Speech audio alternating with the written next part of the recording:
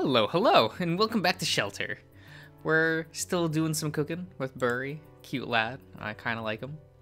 Burry grabs a small knife, and he uses his other hand to pinch some of the skin at the side. There are a few ways to skin the meat. What I like to do is to grab at this spot here, where the skin is loosest, and make a small cut. Just enough to put a few of your fingers into the pocket between the flesh and the skin. Now, with both your hands, grab the skin really hard and pull apart with all of your strength.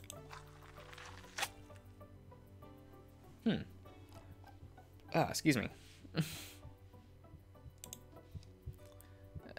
Yes. As Burry moves his hands apart, the skin rips and folds, exposing the red flesh underneath. I can also, see the white of some bones. The dog adds a couple more small cuts and completely separates the skin from the meat. It gets put aside with a wet splosh, and I can clearly see the fat in the veins of its underside.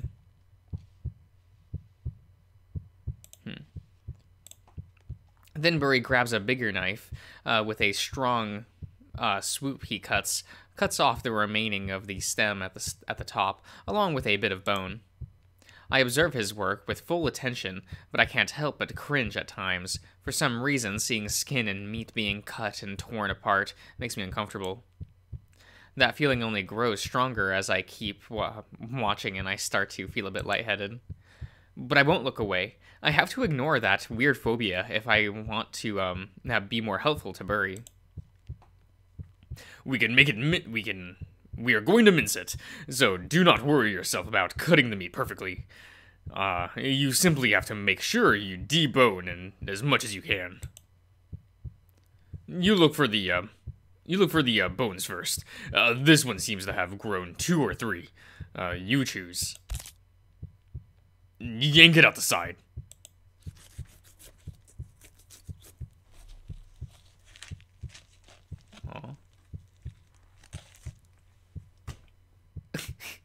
Okay.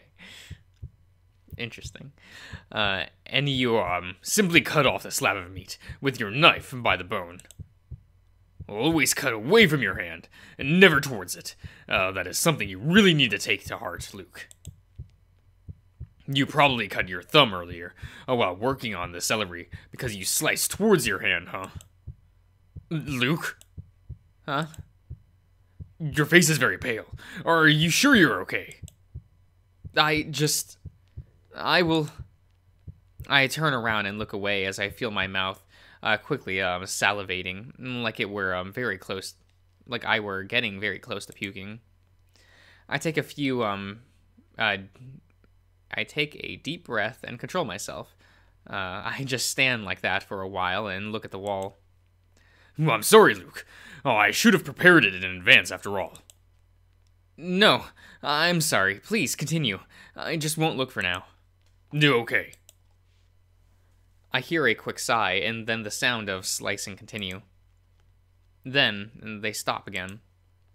You know, I feel slightly guilty to think that way, but to me it is somehow adorable how you react to preparations of meat. I have never seen anyone react like that. Your mind does not even waver in actual combat, with actual wounds and spilled blood, as much as it does right now. To me, it is very cute that you feel upset about cutting meat. Be mindful that meat, just like onions and celery, doesn't live, and it cannot feel. It has no brain, it is just flesh, skin and bones. Food grows solely for us to consume. I know. I don't know why I react like that. I just have to stop being a wuss. Oh no, Luke. I may find it adorable, but you certainly are not a wuss. A firm, slimy hand plops on my head and pets through the air. I turn my head and stare at Burry's smiling face. You are the strongest person I know.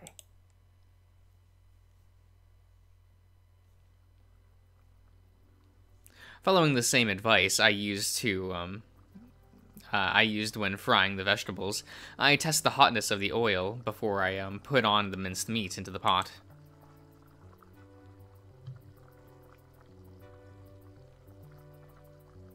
The sound of the sounds of cooking play loudly across the kitchen, but the smell isn't as instantly gratifying as the mix of butter and vegetables was. Aside from the flavor, the reason why we're using oil to fry the meat is because it can reach higher temperatures. We can only get going to keep the heat cracked up to the max until all of the meat is fried. That's a lot of heat. Indeed, this is the second most tiring phase of this recipe. You have to make sure that the meat doesn't burn, or that will require a lot of constant mixing over the steaming hot stove. But not just yet. For now, add more salt and a generous amount of black pepper into the pot. Mix it and let it rest. It's so full of juices right now that it will take time, quite a while before it evaporates and gets it properly cooked. Oh, yeah, you're right. It's letting out a lot of water. Can't I just pour that water out into the sink to speed it up? Absolutely not. This is where all the flavor is. If you let the moisture evaporate, the flavor will stay concentrated in the pot and will not lose it if we get rid of all the liquid. Be patient. I promise it will be worth it. I nod to Burry and grab my salt and pepper grinder to spice up the meat, and I give it a thorough mix. I see that Burry left his pot uncovered, so I do the same. I also see that he places his wooden spoon at the top edge of the pot, so I do the same with the metal one. We probably won't need to be using our spoons for a while. Right now, it's simmering rather than frying. Burry is standing silently around the kitchen, so I guess right now we just wait. Maybe I should break the silence to talk about something.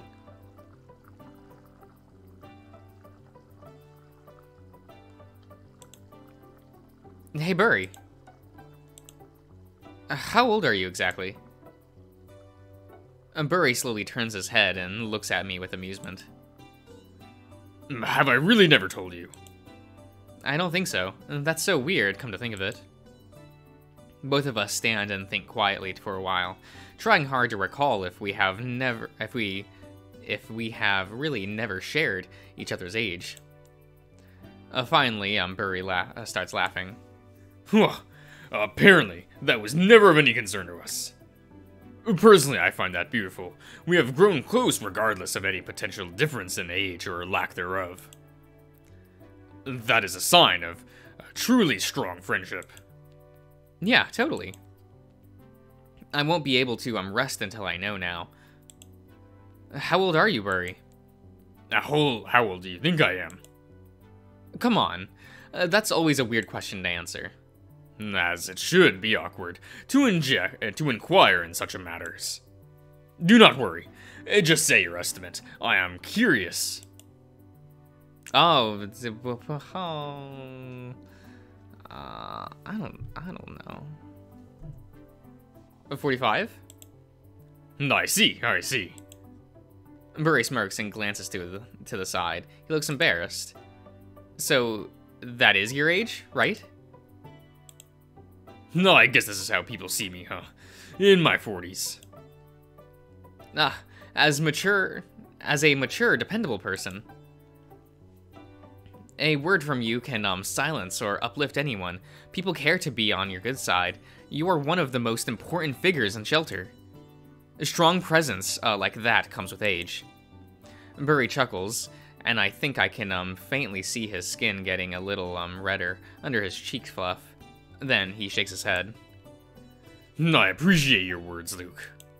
However, no, that is not my age. There is still more life ahead of me. I am not as mature as you take me for. Can I have another try? Sure, why not? Just do not forget about your meat. Even now, give it a stir every few minutes.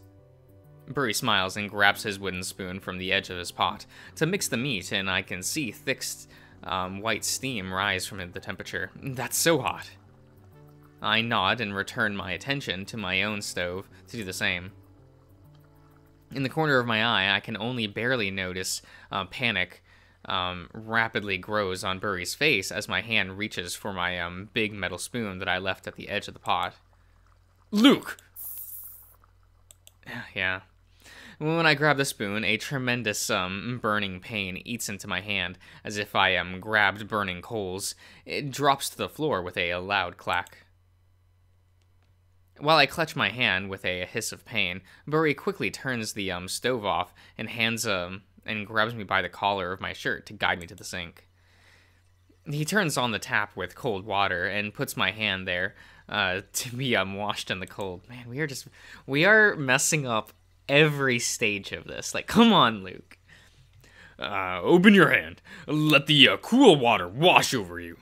Over it, yes. It takes me some effort to force my fist to open. I do my best to not let out any more noises, to not worry Burry even further, but it hurts so much. I'm so sorry, Luke. It is my fault I did not notice sooner. I should have told you to use a wooden spoon. You told me, you did, but we didn't have any wooden tools around, so I was in a hurry. You should have let me know. I would have found one. I found you one, or given you mine. It is so easy to get hurt with improper tools when one's focus wavers. It's okay. I've survived worse. It doesn't even hurt that much. It hurt a lot. When I look at it, I can see blisters. Stay here, and keep your hand under the water. I will grab the bandages again. We are already halfway through, Luke. Please do not lose your life for this.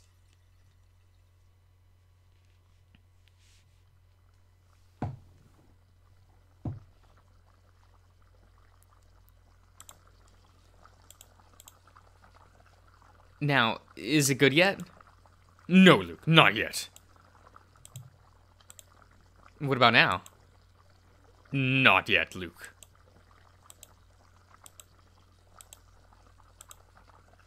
Okay, but now it looks cooked. Its color changed and everything. For the 100th time, no, not yet. Patience.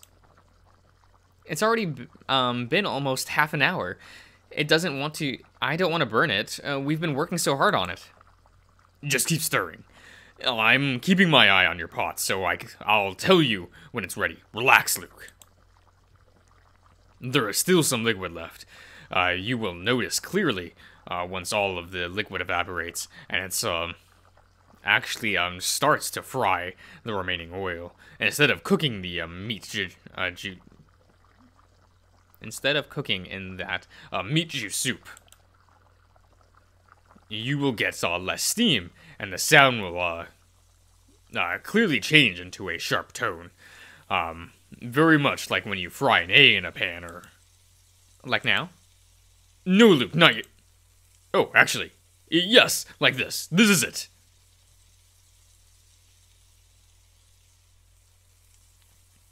Now that all of the liquid has evaporated, and only the meat and oil remain, I'll let it fry for a while, a few minutes more. It is already deeply cooked, but we want to get it golden brown with a hint of crispness. Keep stirring. We will be adding our butter simmered vegetable mix soon. You can lower the heat in the middle for now. Roger. I lower the heat under the pot and keep stirring the meat vigorously, making sure to not let it stick to the bottom or the sides. Luckily, we have high-quality pots and nothing sticks to them. The merchant at Mrjosh swore they were casted out of liquid magma from a live volcano. I don't know how much truth there is to that. The merchants are well known for coloring up their stories of their goods to a ridiculous degree. The pots sure do their job, though. The meat finally starts to smell really good. This finally starts to smell okay. Yes, this is when everything finally starts to come together. Let us add our vegetables now, Luke. Got it. I'm ready. And... In unison, we dump our buttery onion, garlic, carrot, celery mix into our respective pots and stir them along with our meat. The combined scent of all of those ingredients rises out of our pots and makes us both let out satisfied groans. Just like he said, it's all starting to come together now.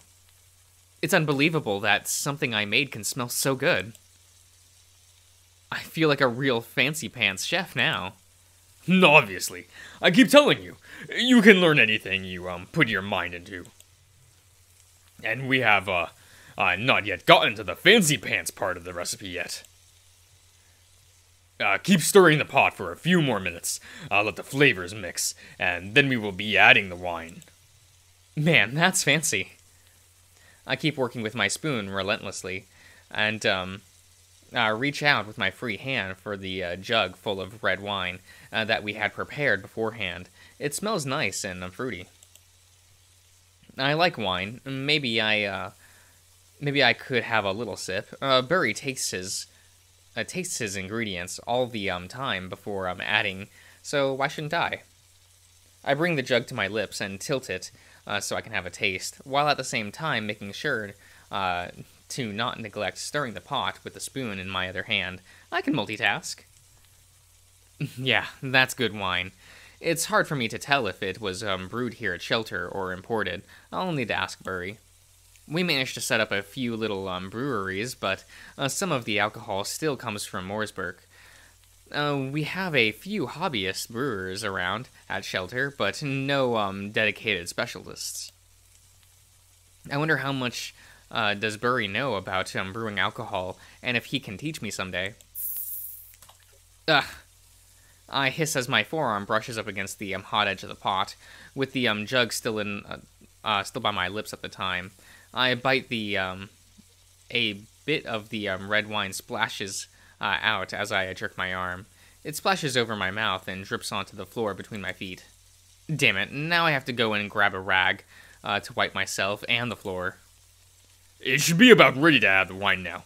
Increase the heat back to maximum, and... Luke, why are you wet with wine? I was trying to take a sip. Never mind. You will have a moment to clean yourself soon. For now, pour the wine into the pot, please. Okay. Then remember, one thing at a time. You can let go of your spoon for now. I nod and follow his instructions. I increase the heat under the pot from medium back to maximum, and bring the jug of wine over the meaty mix. I pour it a little wine and get hit with a wave of aroma. Wow, that's good. Huh, I told you. Still, I see you are being too careful with the wine. Pour in more. Nearly to the level to cover the meat. That much? Are you sure? That's a lot of wine. Isn't it going to taste like booze? No, Luke. Do not worry. We are going to give it some time to evaporate in high heat. All of the alcohol will go away and leave only the color and flavor. It will fit into the flavor palette very nicely. Aren't you going to pour wine into yours? Oh, well. Burry scratches the side of his chin in embarrassment. We are nearly out of wine. I was going to buy more in Mooresburg tomorrow. Oh, so is it imported? Yes, but do not worry. Me and the guys will bring a lot tomorrow. For today, please use as much as you need and I will take the rest. Go ahead, start pouring. I will let you know when it is enough. I feel very guilty about chugging that wine now. Burry doesn't seem to mind, though. He looks at the jug in my hand and waits for me. I start pouring it into the mix. More and more of the crimson booze spills into the pot, and Burry just keeps observing without a word. I keep pouring it out, and then, by the time he asks me to stop, almost all of the meat is covered in wine, and the jug is nearly empty. The single wave of the aroma of evaporating alcohol turns into a barrage of overwhelming scents. They completely overshadow the fragrance of the vegetables and the meat. Wow, that sure is something. Yes, I love this phase. Please pass me the jug, and get your face closer to the pot. Take a deeper breath of the steam. You will love it too. I can probably turn that down a little bit. He takes the jug with the wine leftovers, and I follow his advice. I get my face over the wine simmering mixture and take a deep breath of steam.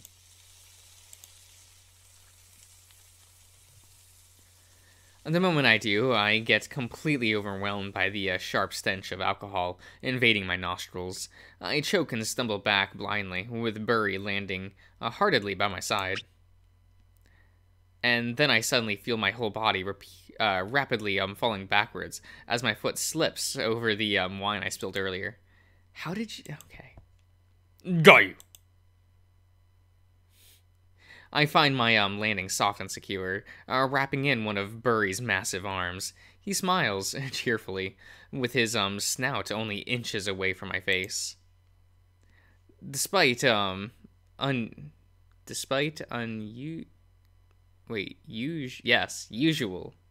not unusual, just usual. Yes. Despite usually being prone to overreacting to hazards, right now he looks overjoyed.